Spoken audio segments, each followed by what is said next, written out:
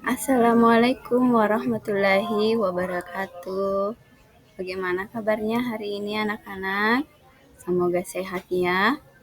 Nah, hari ini kita akan belajar pendidikan agama Islam dan budi pekerti, yaitu materi bab 4, hidup lapang dengan berbagi. Nah, sebelum memulai pelajaran, mari kita berdoa dulu ya. Bismillahirrohmanirrohim. Robbi sidni ilma warzuqni fahman. Nah, adapun tujuan pembelajaran kita hari ini yaitu yang pertama yaitu peserta didik dapat memahami makna zakat. Yang kedua, peserta didik dapat menjelaskan ketentuan-ketentuan zakat. Dan yang ketiga yaitu mengimplementasikan zakat dengan benar. Nah, adapun peta konsep dari pelajaran kita yaitu zakat, infak, sedekah, dan hadiah. Nah, baik anak-anak, kita mulai ya di uraian materi. Yang pertama adalah zakat. Nah, zakat artinya tumbuh, berkembang, suci, dan berkah. Sedangkan secara istilah, zakat adalah harta milik seseorang muslim atau milik badan usaha yang wajib dikeluarkan menurut ketentuan syariat Islam. Zakat ada dua macam, yaitu zakat fitrah dan zakat mal. Zakat fitrah dikenal sebagai zakat jiwa, sedangkan zakat mal dikenal dengan istilah zakat harta. Zakat fitrah, pada bulan Ramadan, umat Islam wajib mengeluarkan zakat fitrah. Fitrah menurut bahasa artinya bersih atau suci. Sedangkan menurut istilah adalah pemberian bahan pokok menjelang hari raya Idul Fitri dengan syarat dan ketentuan yang telah ditetapkan. Zakat fitrah hukumnya wajib. Adapun orang yang berkewajiban menunaikan zakat fitrah, yaitu apabila dia memiliki kelebihan harta untuk makan sehari semalam keluarganya dan diberikan umur dari akhir Ramadan hingga terbit matahari. Nah, tata cara menunaikan zakat fitrah. Yang pertama, zakat fitrah merupakan bahan makanan pokok. Bahan makanan pokok kita pada umumnya adalah beras, maka zakat fitrah menggunakan beras. Jika ada daerah tertentu yang menggunakan bahan pokok selain beras, maka zakat fitrahnya menggunakan makanan pokok di daerah tersebut. Banyaknya zakat fitrah adalah 2,5 kg atau 3,5 liter beras. Nah, yang kedua, waktu mengeluarkan zakat fitrah. Zakat fitrah wajib dikeluarkan saat matahari terbenam akhir Ramadan atau pada malam hari raya hingga sebelum sholat Idul Fitri. Namun zakat fitrah boleh dikeluarkan selama bulan Ramadan. Yang ketiga, orang yang berhak menerima zakat fitrah, yaitu penerima zakat fitrah ditentukan dalam Al-Quran, yaitu 8 golongan sebagaimana penerima zakat. Nah, zakat yang kedua adalah zakat mal. Zakat mal disebut juga zakat harta. Zakat mal adalah harta yang dikeluarkan oleh seseorang sesuai ketentuan-ketentuan yang berlaku menurut syariat Islam.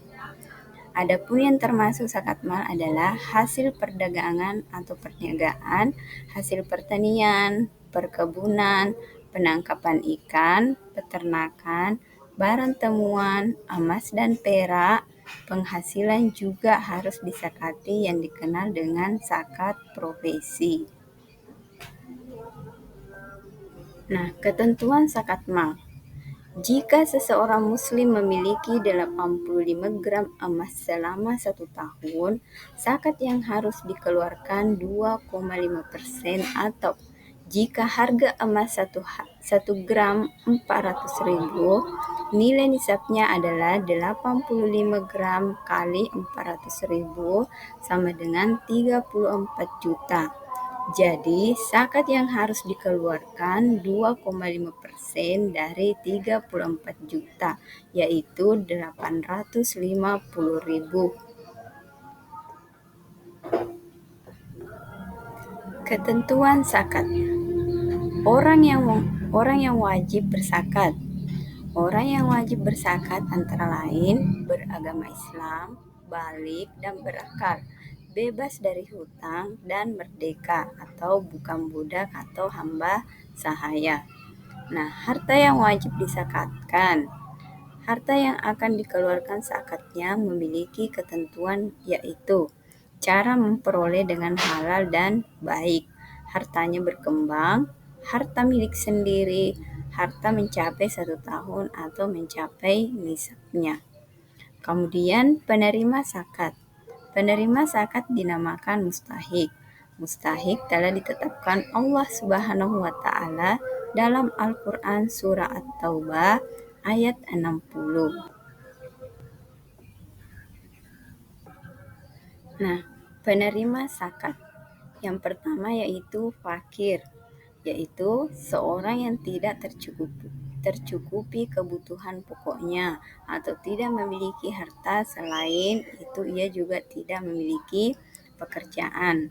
Kemudian yang kedua adalah miskin, yaitu orang yang memiliki harta tetapi tidak mencukupi untuk kebutuhan pokok sehari-hari untuk dirinya dan keluarganya. Kemudian yang ketiga yaitu amil, yaitu orang yang ditugaskan lembaga zakat atau imam untuk mengelola dan mendistribusikan zakat. Kemudian mualaf, yaitu orang yang belum kuat imannya dalam memeluk agama Islam, sehingga perlu diperkuat hatinya dengan diberikan zakat sebagai tanda kepedulian Islam terhadap mereka. Yang kelima yaitu riqab, yaitu usaha memerdekakan hamba sahaya dengan cara membelinya dengan uang zakat.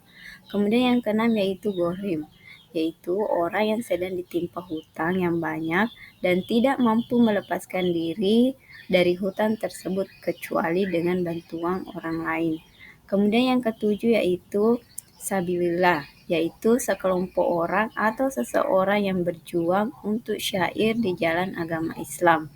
Kemudian yang kedelapan yaitu Ibnu Sabil, yaitu orang-orang yang sedang dan akan melakukan perjalanan dengan tujuan untuk kebaikan, tetapi kekurangan bekal atau biaya dalam perjalanan tersebut. Hikmah zakat. Yang pertama yaitu bebas dari beban yang telah disyariatkan oleh agama. Orang muslim yang telah menunaikan zakat berarti bebas dari kewajiban tersebut. Yang kedua, membantu menyelesaikan problema kesenjangan sosial antara orang kaya dan orang muslim. Yang ketiga, menambah harta. Yang keempat, menambah wibawa sosial seseorang. Dan yang kelima yaitu menumbuhkan rasa kasih sayang antar sesama. Nah, anak-anak, demikianlah materi kita hari ini. Sekian dan terima kasih. Wassalamualaikum warahmatullahi wabarakatuh.